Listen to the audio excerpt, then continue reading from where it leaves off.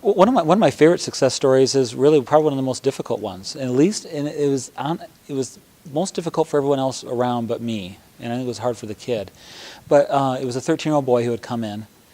He was court ordered. He'd been getting in a lot of trouble with the law, with behavior problems at school and at home, substance abuse, theft, vandalism, kind of the whole list. And he came in with his mom, and court ordered to be there. And he came in, instead of sitting down in the chair or shaking my hand, completely avoided eye contact with me, sat down on the wall with his feet drawn up towards him, his head down, arms locked around his knees, and no communication whatsoever from him. The only communication I got as I was trying to engage him was, "Oh, you're wearing a Green Day shirt. You know, you like Green Day? It's just a shirt. It doesn't mean anything." And that was it. And so I talked with Mom for a little bit and found out what was going on. Said I want to talk with the kid for a little while, and he had to go through the requirements was that he went through some individual sessions. We did some family therapy too, but in his individual sessions, it was like that. And he was waiting, I knew, waiting for me like any other adult he's dealt with to engage in the power struggle, right? Expecting me to get irritated and annoyed as I tried this way and this way and this way to get him to engage. And I'm pretty good at getting kids to engage and getting the teenagers who don't want to be there to finally laugh or open up a little bit and at least develop a relationship. That's one thing I'm kind of known for and I'm really good at. But this kid was going to school me. He was going to teach me something that day. And so it finally got to the point that I went through my bag of tricks. And I've got a pretty good one, but I was exhausted at that point. And so I said to him, I said, you know, obviously you don't want to talk, and I really do respect that. Obviously you don't want to be here. You're obviously being forced to be here. It's really okay with me, though, if you don't talk. It really is. And so since I have to be here, too, and you have to be here, of course, I have to be here in a way I get paid, so I actually want to be here. You don't want to be here. You have to be here. So this kind of stinks for you. But since I have to be here, I'm just going to do some other work and do some paperwork. But if you decide you want to talk later, that's totally fine. But just so you know, I'm not irritated or upset. It really is okay. You're allowed to just be the way you are. It's totally okay with me. My job is I'm not like other adults. I'm not in charge of you. You know, you've got to report to the judge. You've got to report to the teachers. You've got to report to the parents. I get that. I'm not that. That's not my job. Okay, so, you know, so we just kind of let the session go like that. Well, the second session was a repeat, exact same repeat of that. Third session. Fourth session.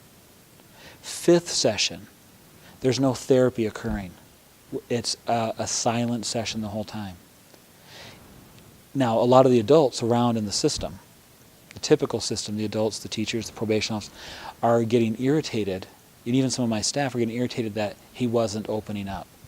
And they're starting to say, you know what, maybe we need to transfer him to another therapist. Maybe that's the issue. And I said, if that's the issue, I'm really okay with that. That's not the issue with this kid.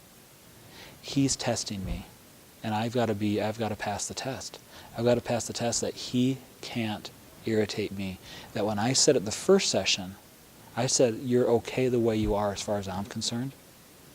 He's heard that line from people before, thus to find out when he pushes their limits, he's not okay. They get impatient with him. They get tired of him. They get frustrated, and the power struggle ensues.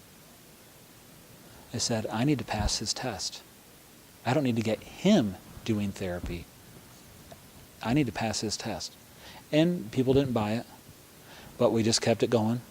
7th session, 8th session, same thing. 9th session, 9 sessions. We're 2.5 months into therapy. Nothing. But still, I'm not irritated with him at all. I'm happy to see him each time, and I go about my work, and he sits there and sulks and pouts the whole time. 10th session, he walks in, shakes my hand, sits down in the chair, and we talk about music and all the things that he's interested in like nothing had ever happened. And we never talked about it, and we did therapy. Because he let me in when I refused to engage in the power struggle with him. Now, it rarely goes to that extreme, where we have to wait that long and play that game. But the message for anyone, whether it's a professional or a parent working with kids, is we have to let them teach us too what works and what doesn't work for them.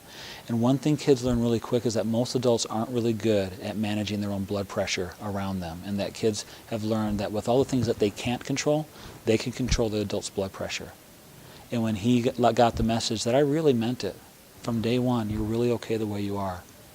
Now, you'll still have to be here, and I'll still have to be here. That part I can't change. But how you are here is okay. That gave him the freedom once he knew that I passed the test. Then he was open up about everything. We talked and talked and talked. Couldn't get the kid to shut up. Okay? So that was one of my favorites. He was a great teacher for me. In a situation like that, now, as we're kind of focusing on the power struggle aspect of it, is to refuse to engage in the power struggle. It's so easy to get sucked into it. Now, as I'm talking about engaging in this way that's really respectful to the kid, sometimes people can misunderstand that as just being soft and passive. It's very actively tuned into that child. And on the sides, the consequences are still in place. This kid, he was thinking, well, maybe he'll just wait it out. His initial strategy, well, I'll just wait it out, and then they'll get tired of me and he'll just sign me out or whatever, or I'll meet the quota of the requirements. The part that we didn't mention is that I told him is that obviously I'm going to have to write something up, to the judge, and I can't write anything based on silence. I actually need things to write down in the report and stuff. So, when and if you're ever ready, we'll do that. Otherwise, we're happy to do it this way. So the message is that the consequences and the structures are still there. Okay? And they may get more consequences. They may get more structures in place based on their behavior. So we're not letting them off the hook. But the message is constantly to these kids, even in spite of the evidence, man, you're a great kid. If anyone's going to figure this out, I know you will. I don't know how you're going to figure it out. It doesn't look like you know how either right now, but that's okay. Really, it's okay. And if you want ideas, I'll help you. But what I keep getting kind of from not doing it is that you really don't want the help right now. And that's okay too. It just means we're going to have to just keep doing this and maybe try other angles too. But you know me, I'm not giving up on you. I think you're a great kid.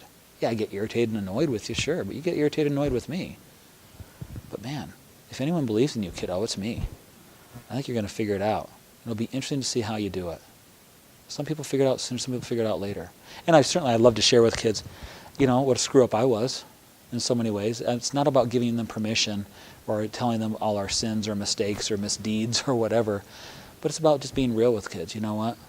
I got in all kinds of trouble before I figured things out.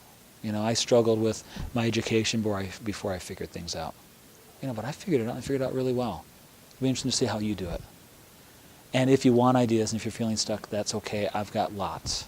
But when you're ready.